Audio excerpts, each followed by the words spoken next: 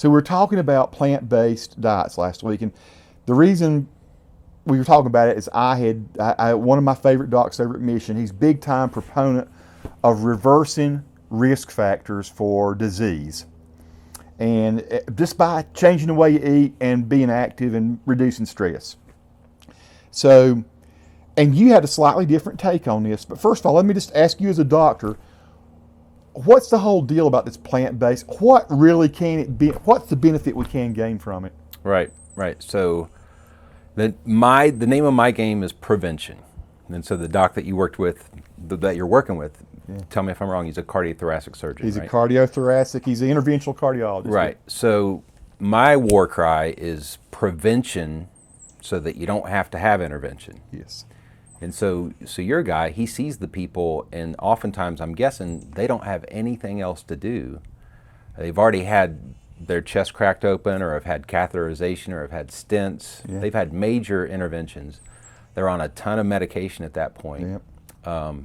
Blood pressure medications, cholesterol medications, aspirins, blood thinners, a lot of times. Nitroglycerin. Yeah, that's overwhelming. So, if somebody gets, one day, Mr. Jones is walking along and he clutches his chest and has the big one, has a heart attack, and then boom, the next thing he knows, that's where he is. Yeah. He's having surgery and he's on 5 medications the next day. And that's I see that all the time where people are just, their world is literally turned upside down.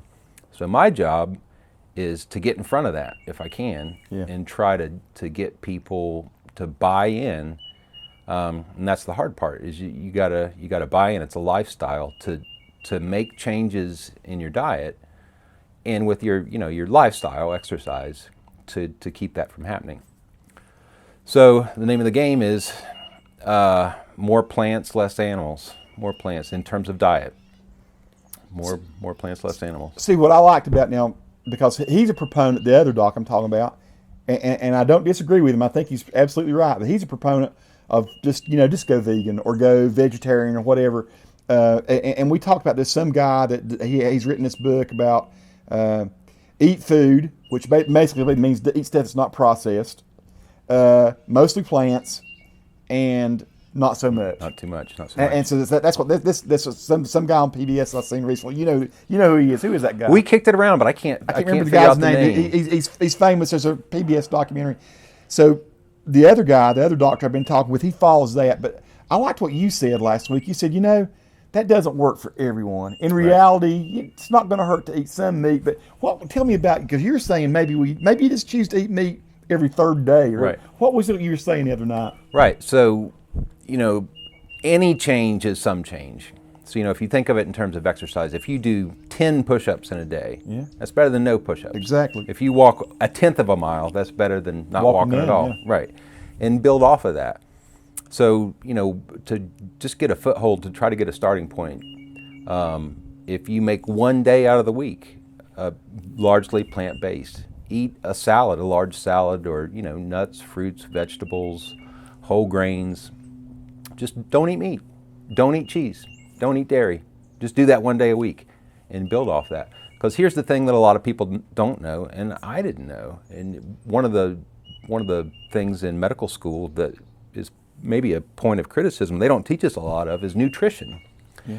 And that's huge. That's huge. So guess where all cholesterol comes from? All of it. All of it comes from animal-based foods. So, and it's a limited amount. Dairy, so cheese, milk, eggs, meat. That's pretty much it. Yeah. So if you just take a break, take a little cholesterol holiday, little meat and cheese, dairy holiday one day a week. That's a good starting point. And then building off of that. And people, the thing that the other doc, and he doesn't mind me using his name. I guess I could be saying it, but the thing that he, of course, has found is that by doing this, people who are on a ton of medication, usually within a couple weeks, if they eat less meat or no meat at all, and just eat plants.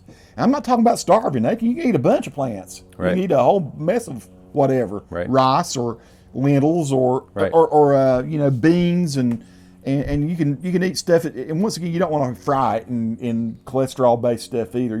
I guess you use vegetable oils and right. canola or olive oil, stuff like that. Right. But he has found out that they generally go off of their meds, or they Yes. have to way less of it. Yes. Yeah. So, I mean, if you wanted to be completely diehard, you would use no oils because oils are fat. Yeah. No matter how you look at it, oils are fat.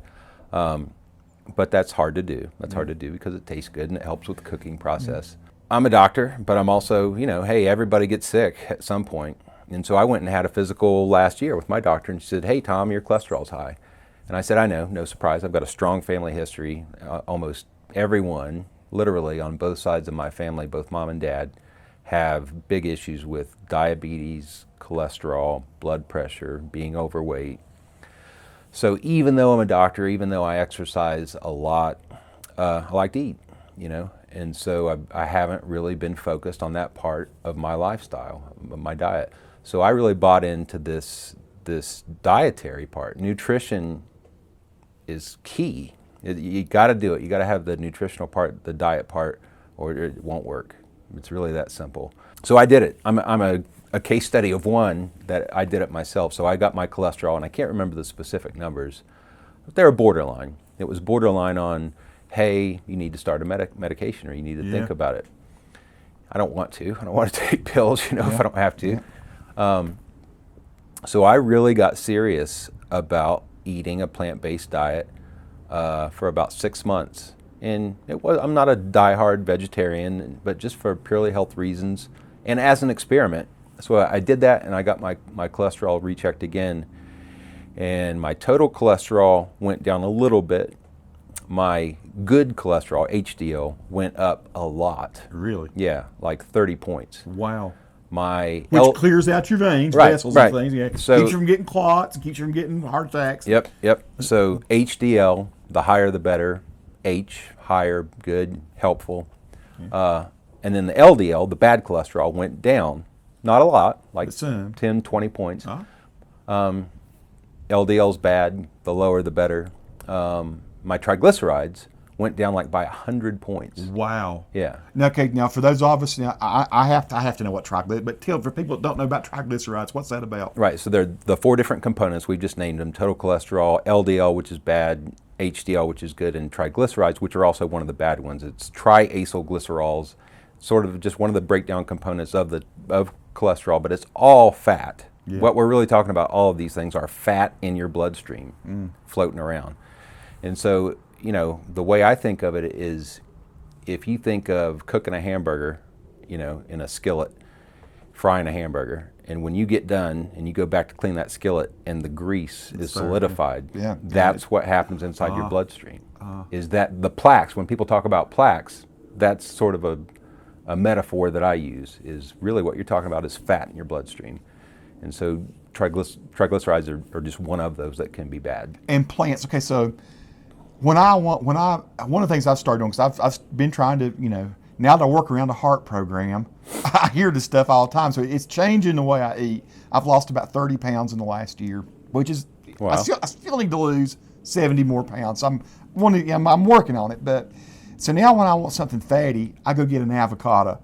Right. And I eat. It's like, I know it's chock full of fat, but the fat in that avocado is not so bad for me, right? But better fat, so that there are good fats and bad fats. So just like there's good cholesterol and bad cholesterol, there's good fat and bad fat. So you always hear about vegetable oils. The big favorite, is olive oil. Yeah. And it's the reason why it's considered healthy, and I say healthy sort of in quotation marks, is because it's still fat. Yeah. Any oil that you use for cooking is still fat. So if you drank a bottle of olive oil every day, you don't want to do that. Right. Be sparing with your olive oil. Right. But as far as good fat goes, it means ones that are monounsaturated and polyunsaturated. Now that gets kind of technical and more into it, but mono's good. Mono's good. Or better, we'll say. Right. So what you want to stay away from is saturated fats. And so saturated fats are largely meat fats. Yeah. So the most saturated, for the most part, now this is a generalization, but for the most part, it's sort of like beef, pork, chicken, fish, from highest to lowest. Yeah. Fish to be the best. Yeah. So so you hear a lot about the Mediterranean diet, which includes a lot of fruits, vegetables, nuts, fish. And so avocados, You know, so a lot of that is good fat. The fat that is in the diet is good fat. Let me shift gears just for a minute here. Oh, first of all, let me ask you. So you made your change. Yeah. How did it affect your weight? Initially, I went, you know, I was gung-ho. I was really into it. Yeah. And I was exercising quite a bit too. So I dropped 20 pounds probably. Yeah. Now I've rebounded a little bit since then. And I've always struggled, you know, even though I have to practice what I preach because of my job, I have to fight it, you know, because my genes are such that I am big-boned. I do store... Well, this is interesting. Okay, so I guess I was always under the impression, because former football player, they wanted me to eat. Sit down and eat this steak, eat this chicken. Tony, you're too skinny. You're going to have work out with the linemen. You're going to eat what they eat. Because when I went into college, I was too skinny. Yeah. Here I am. I'm 207 pounds and playing defense line and linebacker, and they got redshirted because I was too skinny. So that's when I started going down the wrong path. I started eating with the linemen, the 260-pound guys, and anyway, so now I'm 300 pounds. But anyway, the long story there is or the thing I'm getting at here is, I was always trained that you had to eat the meats. You had to get that. If you're going to get your proteins, you have to eat lots of eggs. You eat lots of meats. Whey protein, milk, whatever, you got to get that in there. Your muscle's not going to build up. And here's the thing I found interesting. I don't work out like I used to, but now that I'm eating mostly plants, I don't think I'm losing any muscle. I feel like I'm just as stout as I've always been, and I'm eating a lot of spinach, which has protein in it. I'm eating lots of black beans. The lentils, I didn't ever realize that lentils are like a ton of protein. Right. Edamame or edamame, however you say it, soy proteins and stuff. So it's a big myth, right? It is. It's a big misconception that you have to have meat to get protein. And so one of the things that I just read recently was, I can't remember what the unit is to measure, the amount of protein from the food. But in a nutshell, the breakdown is an egg. You think of egg. The egg yolk is largely fat. The white part of the egg is almost all completely protein. Yeah. So if you think of egg whites as a unit of protein, tofu, which is soy, which is a bean, is almost completely equal in terms of protein. Really? Yep. And so I ate some chicken fried tofu this week, which I know it's bad. It is chicken fried. It was awesome. It was at the Whole Foods place. Anyway, I digress, but continue on. Well, yeah. So, there are proteins in plants for sure. And the beauty of a plant-based diet is you can pretty much eat as much as you want of plants. Now, I'd say that with a little star beside it. You don't want to burst your gut. Well, yeah. So you can be satiated. What's the word I'm looking for? Satiated. Satisfied. Satiated. So I always keep this in mind, and I tell folks that I work with patients that, look at cows.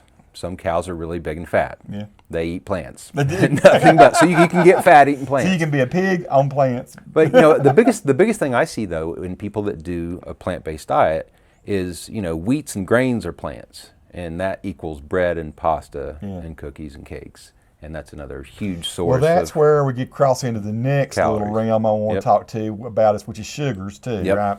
Yep.